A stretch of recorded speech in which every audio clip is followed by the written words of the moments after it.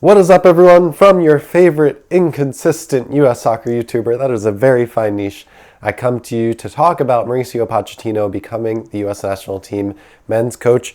I want to talk a little bit about the two games that just went by that were kind of emblematic of this era that we are now closing the book on. Thankfully, a loss to Canada led by Jesse Marsch and a tie to New Zealand at home. Horrible result, but really in the end, doesn't matter, and I'll get to why maybe there is some positives to take away from this window. Although, I want to say too, this was horrible. This was a really poor window.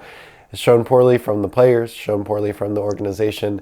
The silver lining of all of this is that it might be a great catalyst for Pochettino to come in and really start to integrate himself into the team and show why motivation and passion and really what he's known for in terms of what he's able to bring to his teams is actually going to be the greatest asset to the US going forward. I also want to talk a little bit about this channel and what's going to happen in the future. I feel like every third or fourth video, just because I'm only doing these every few weeks, I'm talking about something that's happening in life. I also want to say my voice is a bit rough right now. My son is in daycare, so I'm getting everything under the sun. And currently I am on the back slopes of a cold, so I am completely hopped up on Dayquil right now. Excited to talk about US soccer. I guess first things first. A few months ago, I changed my channel from It's Called Soccer. That was a podcast and YouTube channel that had been around since 2021. Shout out to all my day ones, Tom, Ryan, everybody that really helped build the channel and the It's Called Soccer brand. I am extremely excited to say that I am transferring the It's Called Soccer brand, name, everything to Gary Neville and his company, The Overlap, as they enter the US market. They are going to be starting a show with Jamie Carragher and my favorite and my wife's favorite, Rebecca Lowe. That show is going to start on the 18th. So as of today, this morning, It's Called Soccer is now under the great leadership of Gary Neville and The Overlap. So what does that mean for me? What does that mean for this channel? Well, not much is going to change other than the name, which if you're watching this on YouTube has already changed to my name. Everything else is going to stay the same. I still have a huge passion for US soccer. I still have a huge want to be a voice in this space to be able to grow this game. Now, the great thing about being able to work with Gary Neville and his team and transferring It's Called Soccer is that there might be time and a place for me to come in and be kind of an expert correspondent in the US soccer space. But for now, let's let them start their show. Maybe you'll see me on there in the next few months. We'll see about that. But just really exciting because for me, I have a full-time job. I'm not necessarily doing this as seriously as I once did, but I actually feel like that really frees me up to just say what I want. Like, I take this seriously, but I really don't take myself seriously. And I know, I wrote an article a few months ago about the red card and, all that stuff. It just rolls off my back. I'm wrong and I'm right a lot of times. I'm just a normal human being just trying to have fun with this, and I want to be able to be a voice that you come to learn but also laugh and just have fun while you're talking about US soccer. I want this to be like you're sitting across the bar from a friend talking about US soccer. You know me, I'm not one for fear-mongering and really trying to make this out to be, US soccer needs to do better all the time. We're horrible, although right now we are pretty bad. At the same time, it is just a game. It's my ultimate goal to be able to have people be fans of US soccer because of me and because of my content.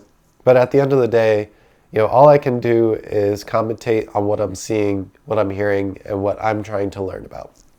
So all that being said, let's talk a little bit about this window and why I think this is Pochettino's actually perfect time to come in. Now, I think the biggest piece that Pochettino is going to bring with him to the US soccer just hemisphere and the environment is clarity of around what this team needs to be, but also what the role is for each of these players. It's really interesting to read and listen to some of these interviews now from Christian Pulisic or players that had in the past talked about the environment under Greg Berhalter being amazing. And I don't think those two things are allowed to live outside of each other. And let me explain that. I do think there is truth that the environment under Greg Berhalter was excellent. I think there were vibes and positivity in the environment. I think there was a genuine love for each other and a brotherhood. All of that is true. But at the same time, what that kind of breeds is this complacency that everyone kind of has their place in the team. The starters are the starters. They don't necessarily need to worry about a bad result versus a good one, or really putting everything out onto the pitch. I think liking your coach does some positives, but in the long run probably has more negatives, especially in a national team environment where really there's only so many opportunities to show what you're worth for your team. And so I think the transition from Greg Berhalter and Mikey Varas now, and really like no love lost for Mikey. He's going to go to San Diego FC. Amazing tenure where you come in, you lose to Canada, you have a tie with New Zealand. You really are able to battle with some players in your interviews and say it's really up to them to change their ability to give themselves on the pitch and to have that passion and motivation. I kind of love that the parting words from that manager, from Mikey Varas, are, it's up to the players now. The coaches can only do so much to instill a motivation and passion.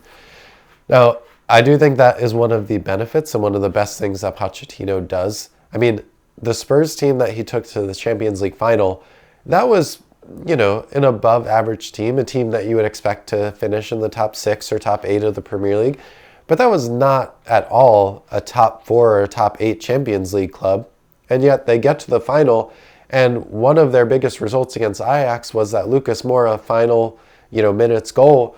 That is all from the fight, the passion, the motivation. That is what Pochettino brings to a team. Now, his tactics are renowned for being high press, intense. He is a child of Marcelo Bielsa. It's really great also. You should read his book because it is pretty much a personal diary of his life, his coaching, especially in the Spurs time frame, but really what he was taking during his playing time in each of the managers that he worked under. I think when he sees himself in a mold of a coach, it is under the tutelage of Marcelo Bielsa, and having that fight and determination to go into each tackle, to go into each game, knowing that this is life or death. That is kind of the injection that U.S. soccer needs, at least on the men's side right now. It is kind of crazy to me, too, that, a year ago, 6 months ago, we were talking about Vlatko Andonovski coming off the worst Women's World Cup of all time for the U.S. We were talking about Greg Berhalter crashing and burning out of the Copa America on home soil, preparing for 2026. And now we have won the Olympics on the women's side with Emma Hayes, the best women's manager in the world. And we have now Mauricio Pochettino, the best manager that was realistically available. And I would argue he was unrealistically available when Greg Berhalter stepped down. So the fact that we have pretty much outside of Klopp, the best manager that can come into the US and do and have the personality to really put a fire under these players, that is really what's going to matter. That is really what is going to make us better and get these results that we need to. I will be judging Mauricio Pochettino not on the beginning, but on the World Cup. He has about 10 international windows to get everything set to get ready for the World Cup. This World Cup in 2026, it is going to be on home soil, but I also think it's going to be tricky because it's going to have one additional knockout round game. And really, outside of 2002 in South Korea, the U.S. has not necessarily done anything of note. We've gotten to the round of 16, we've gotten out of groups of death, but being, a missed handball call away from a semifinal, that should be our goal going into 2026. And so Pochettino does have a difficult job where he's got 2 years, 10 windows, a team that is, I think this is really interesting because, going to another coach under Arsene Wenger, he wrote a book, My Life in Red and White. And what he talked about with the Invincible season is that he kind of had the perfect mixture of veterans and newer, inexperienced players where, the veterans knew what it was going to take to be winners, but the newer and inexperienced players that were kind of vying for roles on the team we're pushing everyone in training each day. And you kind of need the mix of both of those things. We don't necessarily have that within the team. If you think about it, our veterans outside of Tim Ream are 26 and 27 years old. We don't have perennial winners. And I would argue since the World Cup, a lot of players have kind of regressed in terms of their club abilities. So Pochettino does need to come in and instill this. I don't even know if it's on a game-to-game basis that we are thinking about motivation, passion, fighting for the crest. But I also think it's about putting players under pressure that haven't been in the last 3 or 4 years. I'm talking about Weston McKennie. I'm talking about Yunus Musa. I'm talking about Chris Richards, Matt Turner. I mean, Christian Pulisic is kind of the safest of all of these, but really, like, should all of these players be in their starting spots? Should they even be in the position that they are working in? I think what comes with a world-class manager outside of everything that he wants to do on the pitch is also about the starting a lineup, versus a specific team. Is it better to have Christian Pulisic on the left or the right or the center? I don't think Greg necessarily had that. I sometimes enjoyed what he had in terms of his plan A, but when plan B came, there was no plan B. His substitutes were usually late and not the right ones. I think what Pochettino can do is make an environment where we have a tactical approach, we have a style of play that is unique to us and feels American, but at the same time, he's able to be flexible within that to say on any given game versus any given opponent, we can make those changes to give ourselves the best chance to win that match. I also think the in-game management is really important. Seeing Pochettino come in with his team, how they're going to work with the kind of American people in this, I don't necessarily know how it's going to work because it is going to be set up where Pochettino is going to bring his team with him that was with him at Southampton, at Spurs, at Chelsea.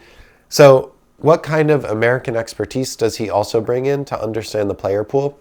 He did say in his kind of entry message that he knows about this team, he's tracked this team before, but I really do think that there is probably something to say for bringing in someone with that U.S. experience, knowing the pool, and being able to help them define that depth chart and who fits within where. So all of that is to say, I think closing the book, folding it over, putting it on the bookshelf of the Greg Berhalter era. Greg, thank you for everything that you did to recruit dual nationals. Thank you for everything that you did to bring us into this space where we are kind of ready to turn the page.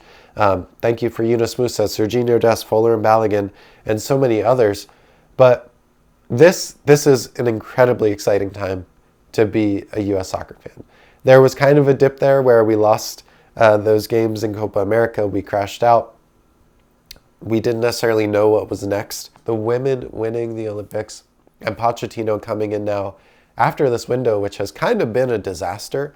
And, with an interim coach, whether it's BJ Callahan, whether it's someone else, it is on the players, and we could see that the players really didn't care. Maybe that's a strong statement, but at the same time, when you're playing teams like a Jesse Marsh Canada, where the way that they're going to beat you isn't necessarily in tactical approach, but really in how much they care to run themselves into the ground, to go into each tackle, to make that extra pass, extra run, that is going to be the difference.